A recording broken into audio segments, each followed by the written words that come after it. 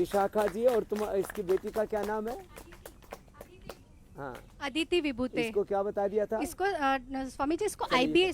IBS बताया था। हाँ। और आईबीएस में ये बोल रहे थे। आईबीएस भी, अब ये भी ऐसा बोलते हैं कभी ठीक नहीं होता। कुटजारिश कुटज गनवटी से ठीक हो जाएगी तेरी बेटी। जी जी स्वामी जी, कॉन्स्टिपेशन वाला पार्ट है थोड़ा, तो कॉन्स्टिपेशन है तो अभयारिष्ट और कुटजारिष्ट दोनों साथ में ले लेना। दोनों साथ में लेना है। हाँ। जी अब इसके आगे बैठी हैं ये जी जो है स्वामी जी, एक पद्मा खनाल। इसको प्रोटीन लीकेज हो रहा था और शुगर, और एक बार सूजा हुआ था। दूसरी इसके बगल वाली तो ज्यादा ही खुश हो रही है। तेरे क्या ठीक हो गया? ओम बाबा जी, शुगर भी ठीक कर ली?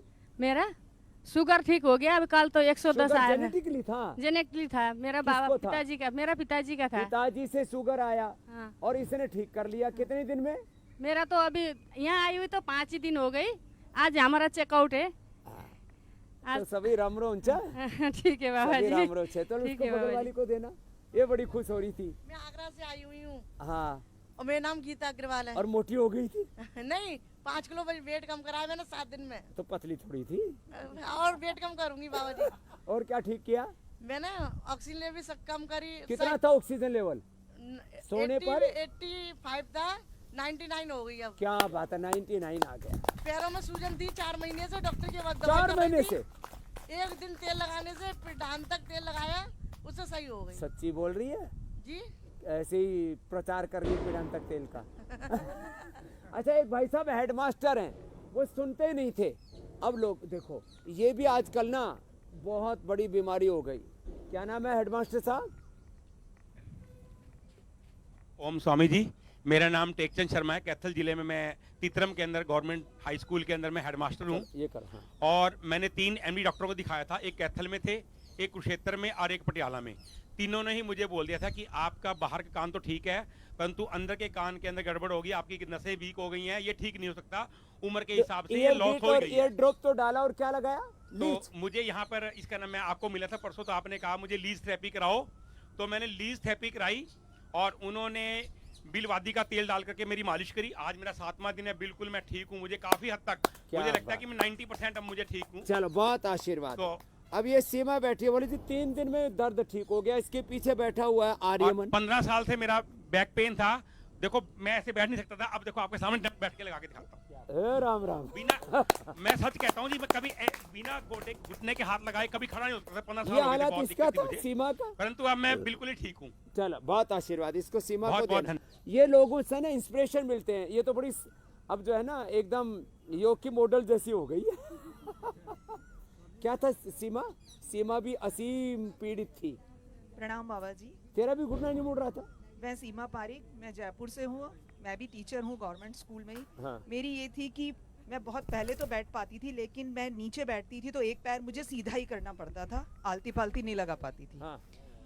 और वो मेरा अभी 3 दिन जो वो गर्म पोटली वाला सेक और जो मालिश की है वो इतनी अच्छी और इतनी इम्प्रेसिव है कि मैं कल सिर्फ उस थेरेपी के लिए सबसे पहले भागी कि नहीं मुझे वो करवानी है।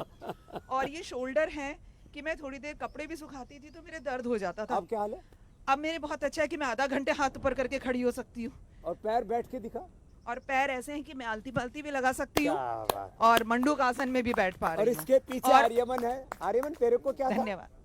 ये इसलिए मैं कह रहा हूँ, कोई प्रणाम उम्र हो, स्वामी कोई जी। उम्र का बंधन नहीं। मेरे 2 साल से जुकाम थी, वो मैं यहाँ पे मेरे दूसरे दिन से सारी बंद हो गई जुकाम। सॉरी। हाँ। 3 दिन में ठीक? और मेरा 5 किलो वजन भी कम हो गया। 5 किलो। खूब बर्गर पिज्जा खाया होगा।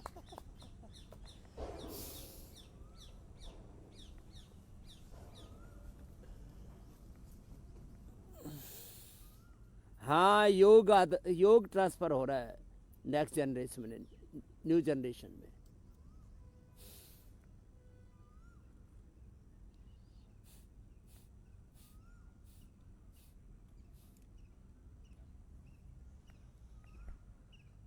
मंडूकासन करो।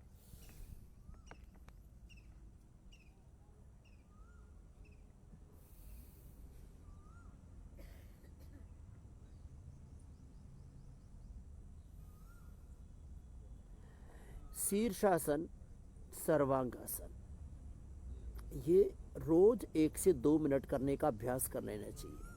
इससे हमारी जो काइनेटिक एनर्जी है, बायोलॉजिकल जो एनर्जी है, जैविक ऊर्जा है, जो मनुष्य की जो मूल प्रकृति है, उससे हमें योग जोड़ देता है। और इससे फिर ये जो जेनेटिक एक्सप्रेशन म्यूटेशन के तौर पर रॉन्ग डायरेक्शन में होता है, अनुराग जी, ऐसे तो बोलते हैं सब, less yoga practice, less oxygen supply, unhealthy lifestyle, ये सब होने से ये जेनेटिक एक्सप्रेशन डिजीज की ओर जल्दी हो जाता है। लाइफस्टाइल मॉडिफिकेशन से जेनेटिक एक्सप्रेशन को रोका जा सकता है रॉन्ग डायरेक्शन में जाने से। यह हमने BP, sugar, thyroid, asthma, arthritis और यहाँ तक कि जेनेटिक कैंसर को होने के बाद भी ठीक कर दिया, तो रोका तो जा ही सकता है, इसमें कोई संशय नहीं है। इसमें शीर्षासन, सर्वांगासन, सूर्य नमस्कार हम कराते हैं, वो भी लेंगे। ये होता क्यों है? ये जेनेटिक एक्सप्रेशन, किसी को टीबी हो जाता है, किसी को बीपी, शुगर, थायराइड हो जाता है। कल बाबा जी थे, 50 साल से उनको शुगर था, महेशानंद जी, जेनेटिकली था, साधु हैं, योग कराते हैं सबको, योगा इन डेली लाइफ पूरी दुनिया में, लेकिन उनका भी हमने फिर एक 50 या 80 यूनिट था इंसुलिन, वो हमने बंद कर दिया। कैसे होता है? तो महाराज जी, जो जितने भी जेनेटिक डिजीज़ हैं ये फैमिली में पेरेंट्स से बच्चों तक जाते हैं, और इनका बहुत सारा कारण हमारे जीन्स के अंदर म्यूटेशंस भी हैं। और काफ़ी कुछ नोन है हाइपरटेंशन के बारे में, जैसे कहा जाता है एक जीन है एंजियोटेंसिनोजन, कि वो शायद रोल प्ले करता है, उसका म्यूटेशन ये बीमारी पैदा करेगा।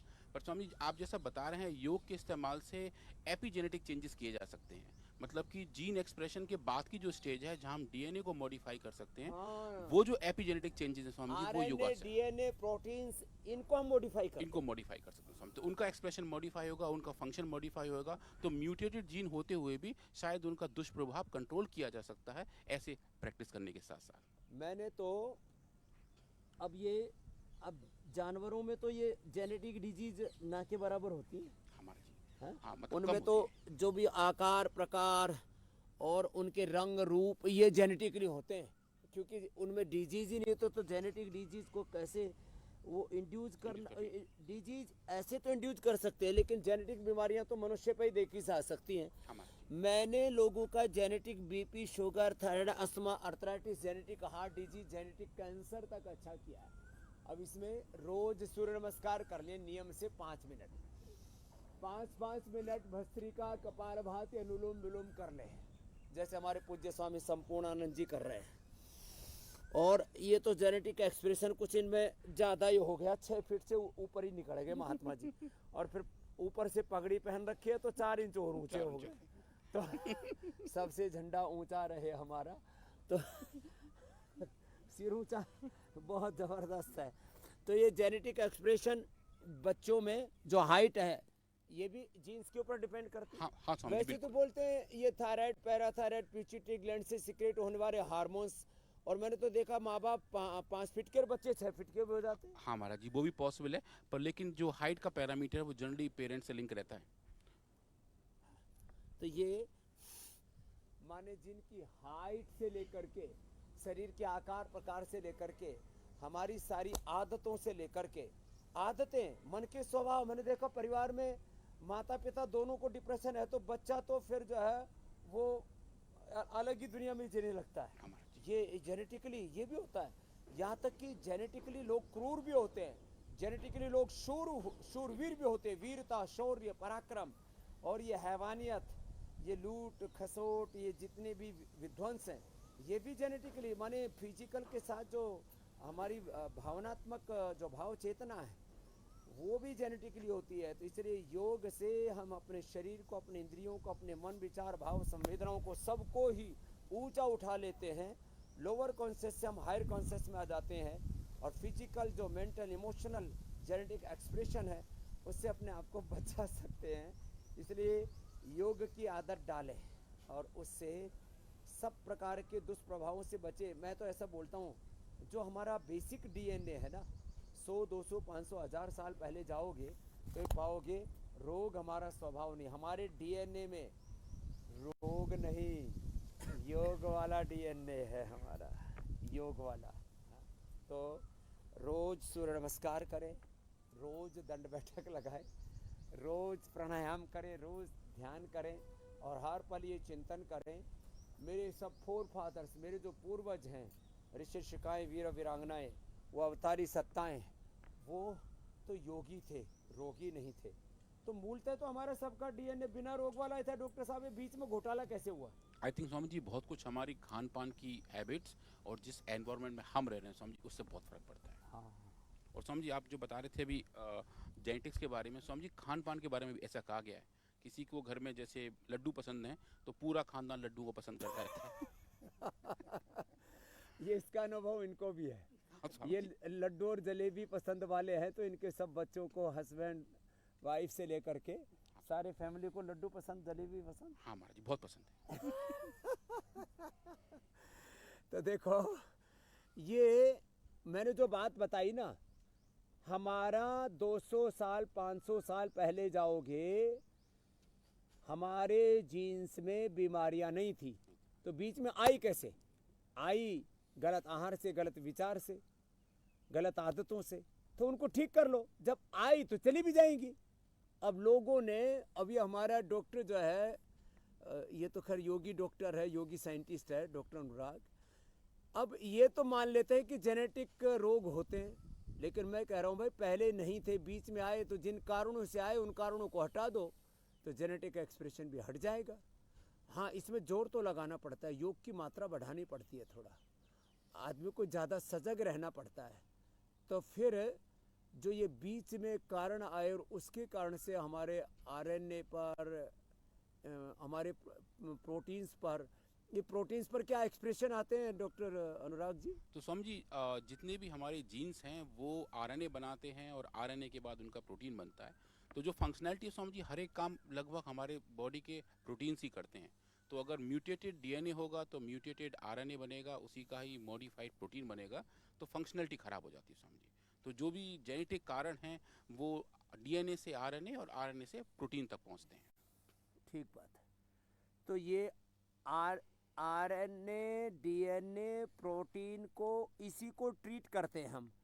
माने योग से, प्राणायाम से, ध्यान से और अपने पवित्र संकल्पों से अंदर से हम अपना रूपांतरण करते हैं, जिसको मैं 4 शब्दों में कहता हूँ, जो है complete expression, complete balance, complete rejuvenation, divine transformation हो जाता है योग से। ये काम होता है अमित जी, ज्योत्सना जी, और जिससे हम अपने आप को, जी मेरे भाई,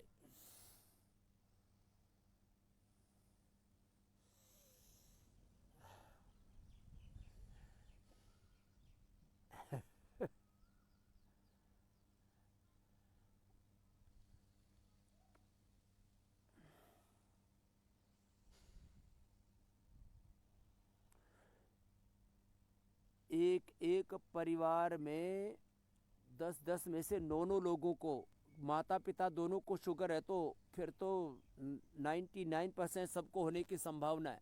पद्मा खनाल जी ने कहा कि उसको पिता से शुगर आया और माता पिता दोनों को हो तो दोनों, सबको आने की संभावना बनी रहती है। अब इसमें क्या करें? अब इसमें बैठ करके तो मंडूकासन, जहाँ से हमने शुरुआत की थी, और लेट करके पवन मुक्तासन, उत्तान पादासन आदि करें। जेनेटिक बीपी, जेनेटिक शुगर, अब जेनेटिक शुगर के कारण से फिर लोगों की किडनियाँ भी खराब होती हैं। शुगर और शुगर की कॉम्प्लिकेशन से लोगों का क्रिएटिनिन लेवल बढ़ रहा है, प्रोटीन लीकेज हो रहा है। जैसे पद्मा खन्ना बोली थी, उसको भी प्रोटीन लीकेज हो रहा था, किडनी पर भी दुष्प्रभाव आए थे, फिर आंखों पर भी दुष्प्रभाव आ रहा था, तो नेफ्रोपैथी, रेटिनोपैथी, न्यूरोपैथी, फिर गैंग्रीन, फिर पूरे शरीर को अंदर से जर्जरित कर देती, खोखला कर देती, दीमक की तरह शुगर खा जाती है। तो जेनेटिक शुगर को भी पवन मुक्तासन अब 2-3 मिनट 5 मिनट करने से तो नॉर्मल हो जाएगा, नॉर्मल शुगर।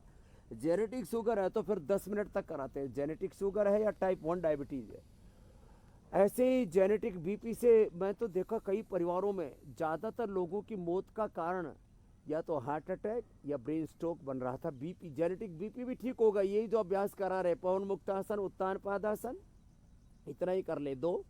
और रिलैक्स होने के लिए यदि बीपी के साथ शुगर के साथ बीपी भी है तो ये मरकट आसन भी करना है। तो ऐसे तो ये जेनेटिक शुगर, जेनेटिक बीपी, अब इसमें एक ही अंतर होगा, सामान्य व्यक्ति को 1 मिनट, नॉर्मल शुगर है तो 2 मिनट, क्रिटिकल शुगर है 5 मिनट और जेनेटिक शुगर है तो 10 मिनट तक पवन मुक्त आसन करना पड़ेगा। तो अपने अपने रोग के अनुसार योग की मात्रा बढ़ा दे। जी मेरे भाई।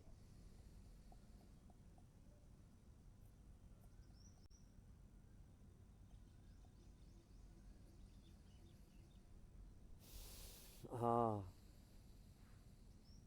ये जेनेटिक बीपी का क्या कारण बता रहे थे अब डॉक्टर अनुराग जी? समझिए एक प्रोटीन होता है AGT करके, जो एंजियोटेंसिन को कंट्रोल करता है। उसके म्यूटेशन जनरली लोगों ने लिंक किए हुए हैं, जिसकी वजह से जेनेटिक बीपी जाता है। म्यूटेशन माने? म्यूटेशन मतलब उसके सीक्वेंस में कोई चेंज, सीक्वेंस में चेंज माने? जैसे कि जो हमारा DNA है उसमें ATGC करके एक लंबा सा सीक्वेंस होता है, जैसे रेलगाड़ी के डिब्बे होते हैं महाराज जी, ऐसी एक जीन्स के एक हमारे RNA DNA प्रोटीन में एक जीन्स में एक उनकी अपनी स्वाभाविक ऊर्जा का प्रवाह होता है। हाँ समझिए। उस ऊर्जा के प्रवाह में यदि कहीं अव्यवस्था आ जाए, डिसिप्लिन्ड वे में ये सब चीजें चलती रहें तो ठीक चल रहा है, और वही ऊर्जा का प्रवाह अव्यवस्थित हो गया, खंडित हो गया, उसमें इंडिसिप्लिन आ गया तो उससे बीपी। ऐसे ही फिर वो जो म्यूटेशन जो बोलते हैं कि माने जैसे जिस सेल को, जिस टिश्यू को, जिस ऑर्गन को जैसा काम करना चाहिए था वैसे काम नहीं कर रहा, तो इसकी जो सूक्ष्म इकाई तक पहुंच गए ना, तो उसको हम जेनेटिक एक्सप्रेशन करें, जीन्स के लेवल पर एक्सप्रेशन करें, तो वो जेनेटिक डिजीज का कारण बन जाता है। तो उसको हटाने के लिए एक तो योग की मात्रा बढ़ानी पड़ेगी, दूसरा अपने खान पान को पूरा ठीक करना पड़ेगा, और औषध भी जो जैसे हम सामान्य व्यक्ति को 2 गोली 2 बार दे देते हैं मधुनाशिनी मधुग्रीत की, तो उसको 3 बार देनी पड़ेगी। हो सकता है सुबह उठते भी देनी पड़े, 4 बार भी देनी पड़े। तो जेनेटिक बीपी, जेनेटिक शुगर, दोनों ही पवन मुक्तासन, उत्तान पादासन, मरकटासन, ऐसे लेट करके और बैठ करके मंडूकासन ऐसे कर ले आराम आराम से। तो योग की मात्रा बढ़ा देंगे, औषधि की मात्रा बढ़ा देंगे, आहार में अतिरिक्त सजगता रखेंगे, और जितना हो सके उतना जितने भी वो कारण हैं, चाहे वो पोल्यूशन है, चाहे वो अलग अलग प्रकार के नकारात्मक विचार हैं, भाव हैं, संवेदनाएं हैं, आहार विचार वाणी व्यवहार स्वभाव संबंध आचरण में हमें सात्विकता को, दैवी संपद को, आयुर्वेद के अनुसार कहें तो स्वस्थ वृत्त को आत्मसात करना पड़ेगा मेरे भाई अमित जी, मेरी बहन ज्योत्सना जी। तो फिर हम ये जेनेटिक एक्सप्रेशन और जेनेटिक जो म्यूटेशन होता है रॉन्ग डायरेक्शन में, उससे हम अपने आप को बचा सकते हैं।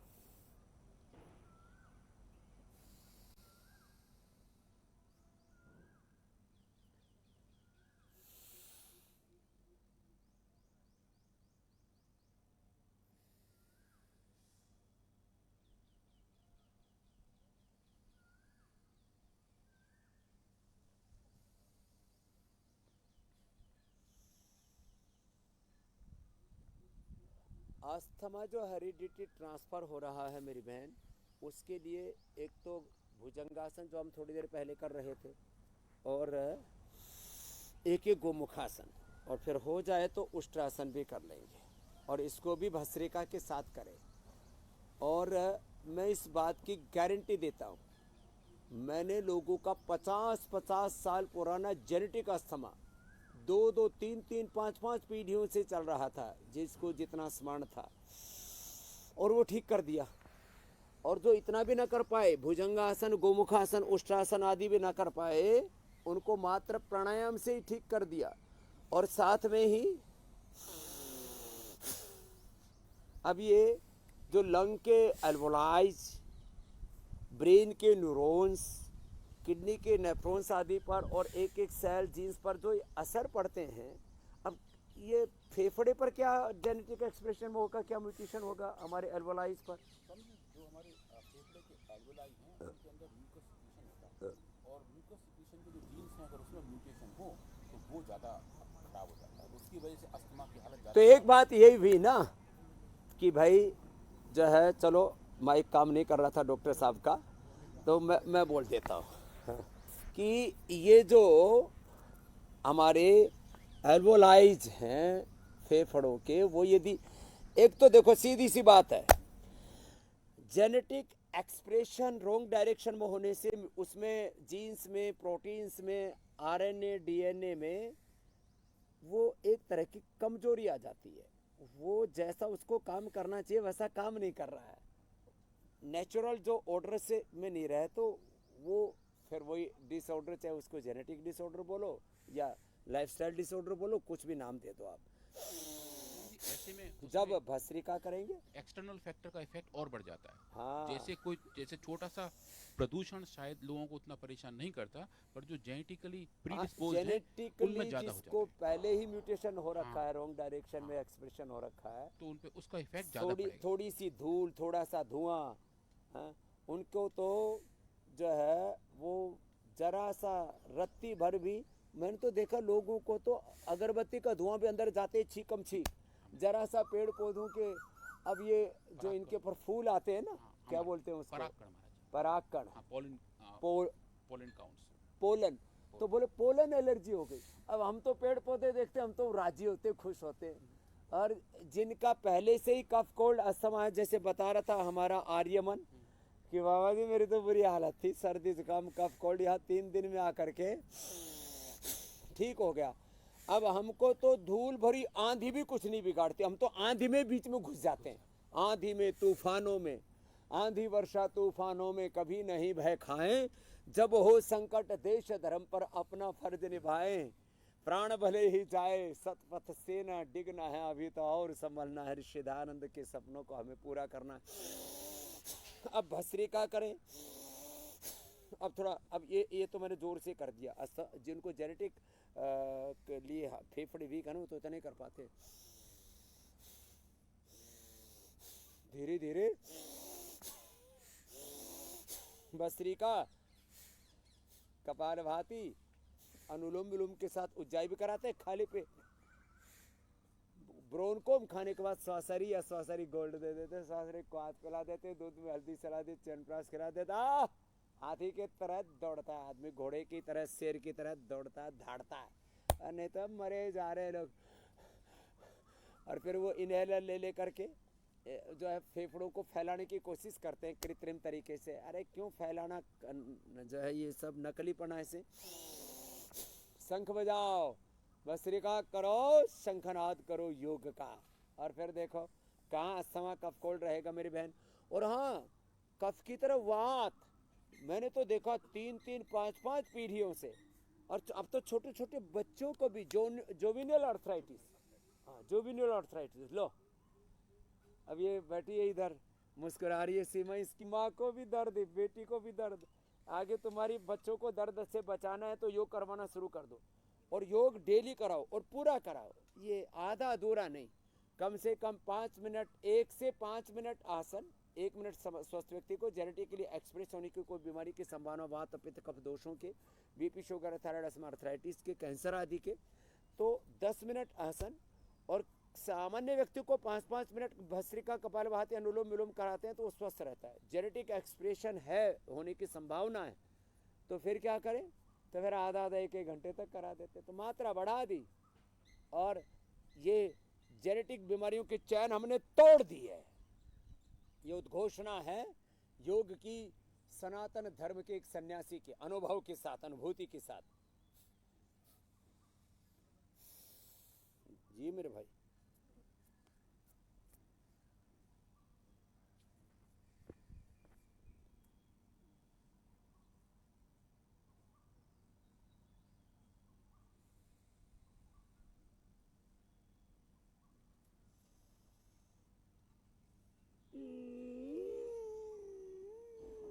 आप एकदम ठीक कह रहे मेरे भाई। तो अब ये तो हमने भस्त्रिका कपालभाति उज्जाई अनुलोम विलोम तक करा दी। हाँ ये सच कह रहे हैं आप। इसके लिए तो सूक्ष्म व्यायाम करो। चलो भाई, सूर्य देव की भी कृपा हो गई है। पहले तो हमने विटामिन डी पूरा ले लिया था। ये विटामिन डी, B12 भी, हड्डियों की कमजोरी। हाँ, किसी किसी की हड्डियाँ इतनी फोसरी होती हैं, जैसे ऐसे जरा सा कोई जरक आ जाए उसी में ही हड्डियाँ टूट फूट जाती है। और हम तो ऐसे पहाड़ों पर उतरते चढ़ते रहते हैं, दौड़ करके पहाड़ चढ़ जाते हैं। मैं लेह लद्दाख में गया तो सीधा ऊपर दौड़ के पहाड़ी पर चढ़ गया। मेरे पीछे पीछे वो जेड सिक्योरिटी होने से सारे डॉक्टरों की टीम, वो बेचारी आई, अरे स्वामी जी आपका ऑक्सीजन लेवल कम हो जाएगा। मैंने कहा माप ले। तो दौड़ के पहाड़ी पर चढ़ा लेह लद्दाख में, सीधा नीचे से जाते ऊपर, और ऑक्सीजन लेवल 99।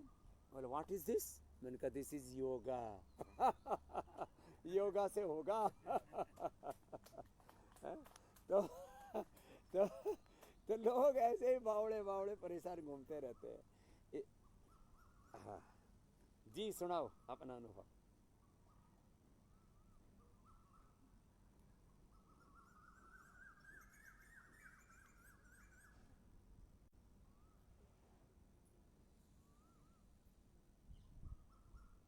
हाँ, ये गंगोत्री मेरे साथ थी जो सुना ना, तो इसने देखा सब।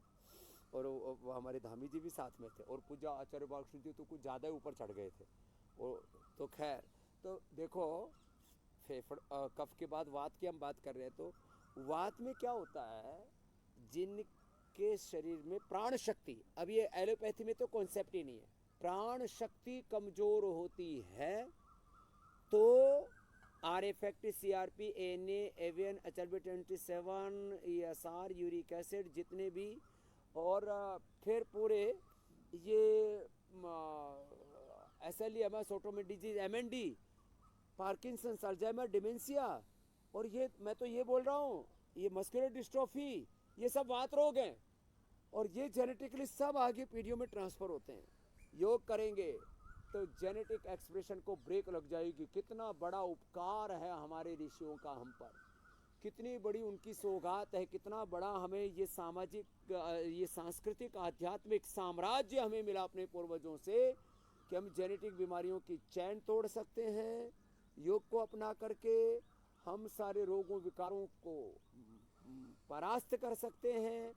रोग मुक्त, योग युक्त जीवन जी करके रोग मुक्त, फिर और तमाम तरह के फिजिकल मेंटल जो डिसऑर्डर हैं, इनसे अपने आप को बचा सकते हैं, और अपनी भाव चेतना को इतना ऊंचा उठा सकते हैं कि हम देवत्व में, ऋषित्व में, ब्रह्मत्व में प्रतिष्ठित हो जाते हैं। योग से तो हम नर से नारायण, जीव से ब्रह्म हो जाते हैं।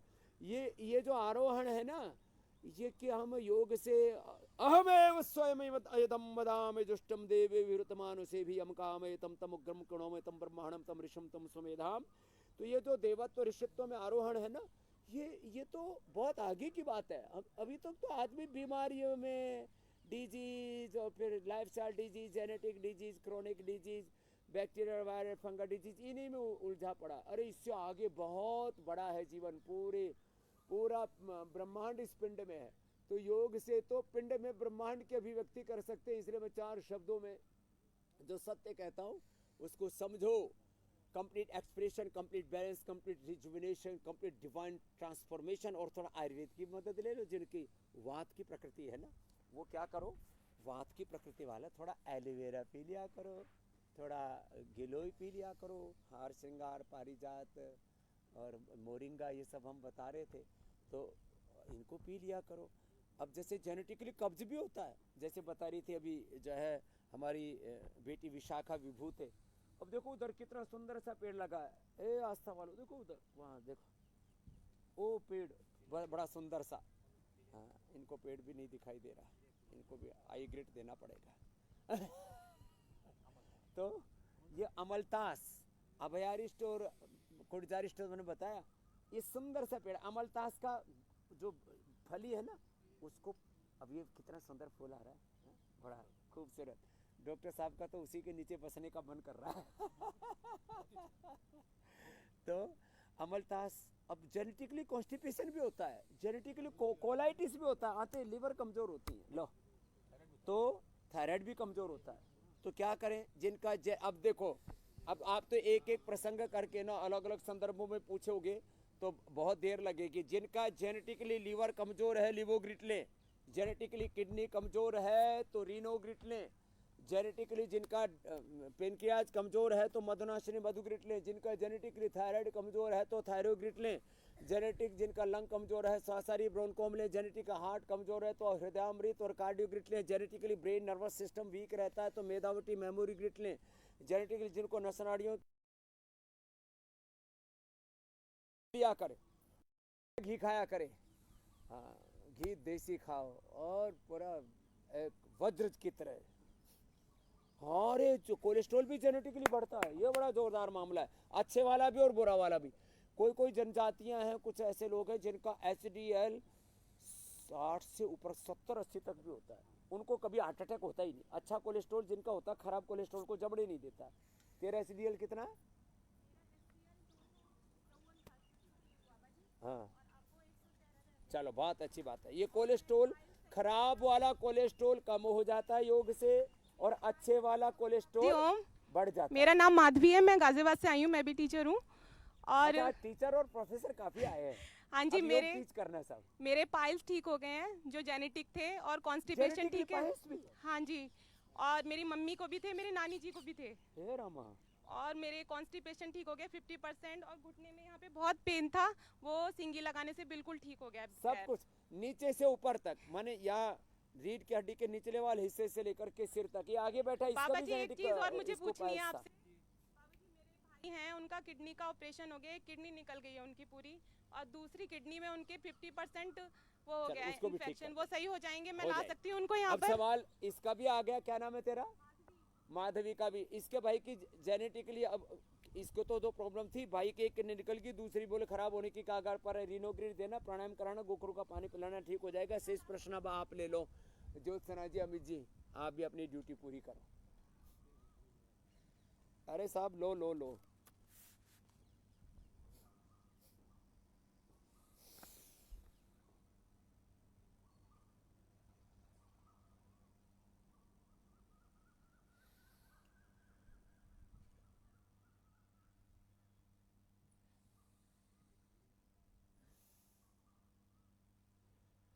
हो कैलिफोर्निया से माधुरी जी जो है अपने रिलेटिव के लिए पूछ रही है, डायबिटीज़ के लिए एक तो मंडूकासन और योग मुद्रासन, ये बड़ा ज़बरदस्त है। पवन मुक्तासन पहले ही कर चुका। पवन मुक्तासन, योग मुद्रासन, जो अभी मैं कर रहा हूँ मंडूकासन, ये करे, और अनुलोम विलोम तो करना ही है जो हमारे पूज्य स्वामी संपूर्णानंद जी महाराज कर रहे हैं। खाने में दिक्कत है तो, और मुंह में ना अलग अलग प्रकार की कुछ स्वाद ठीक से नहीं रहता, सलाइवा ठीक से नहीं बनता, तो एलोवेरा चबा लिया करे। एलोवेरा, अमरूद के पत्ते, और एक दिन मैंने जामुन के पत्ते में गुलकंद डाल करके चबाया था। तो आपको तो गुलकंद तो चबाना नहीं, जामुन के पत्ता ऐसे ही चबा देना, जामुन खिला भी देना, जामुन की गुठली भी खिला देना, और अच्छी हो जाएगी। शुगर के लिए मधुनाशिनी मधुग्रिट, और ज़्यादा क्रिटिकल है तो मधुनाशिनी के साथ इम्यूनोग्रिट और मधुग्रिट के साथ पेनकोग्रिट भी खिला दे, और खीरा करेला टमाटर का जूस पिला दे, थोड़ा पूरा पेट अच्छा हो जाता है। एलोवेरा की सब्जी खिलाना, पाचन बहुत अच्छा हो जाएगा। तो डायबिटीज़ और डायबिटीज़ के सभी कॉम्प्लिकेशंस अच्छे हो जाते हैं। किडनी की ज़्यादा प्रॉब्लम हो जाए रीनोग्रिट, आँख की ज़्यादा प्रॉब्लम हो जाए आईग्रिट, और न्यूरोग्रिट जब न्यूरोपैथी हो जाती है तो दे देते हैं, और डायबिटीज़ के सारी कॉम्प्लिकेशंस को मिटा देते हैं। तो माधुरी जी, आप ये सारी प्रॉब्लम्स मिट जाएंगे रिलेटिव की, और ये अभ्यास करें।